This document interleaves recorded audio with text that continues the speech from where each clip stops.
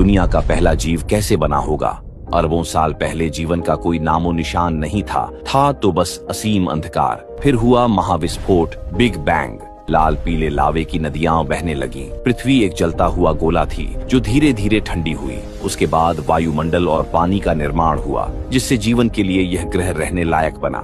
लाखों वर्षों तक बारिश हुई, समुद्र बने और उन्हीं सागर की गहराइयों में जीवन की पहली चिंगारी जगी। समय बीतता गया, छोटे जीवों से मछलियां बनी, मछलियों से उभयचर और फिर धरती पर पहला जीव आया। यही था उस अनंत यात्रा का आरंभ, जहां जीवन ने अपने पैरों से जमीन को छुआ। प्रकृति ने कई बार सब कुछ मिटाया और नया बनाया। डायनासोर खत्म हुए और पृथ्वी पर नए प्राणी आने लगे। उनमें से एक था मनुष्य का पूर्वज। पहला मानव न कपड़ा था, न भाषा, न साधन। वो बस जीवित रहने की कोशिश कर रहा था। जानवरों से लड़ता, पेड़ों के फलों पर जीता, पर उसके भीतर कुछ अलग थी, जो थी सोचने की शक्ति। और फिर एक दिन उसने पत्थर से औजार बनाया। यही था मानव की बुद्धि का पहला प्रमाण। धीरे धीरे उसने आग जलाई। रात के अंधेरे में पहली बार प्रकाश देखा, आग जिसने डर को दूर किया और जीवन को दिशा दी। अब मानव शिकारी था, पर साथ ही खोजी भी। वो गुफाओं की दीवारों पर चित्र बनाता, जानवरों को साधता और झुंड में रहने लगा। यही था मानव समाज का आरंभ। धीरे धीरे उसने समझा कि साथ रहना, खाना बांटना और रक्षा करना, यही जीवन का रास्ता है। और एक दिन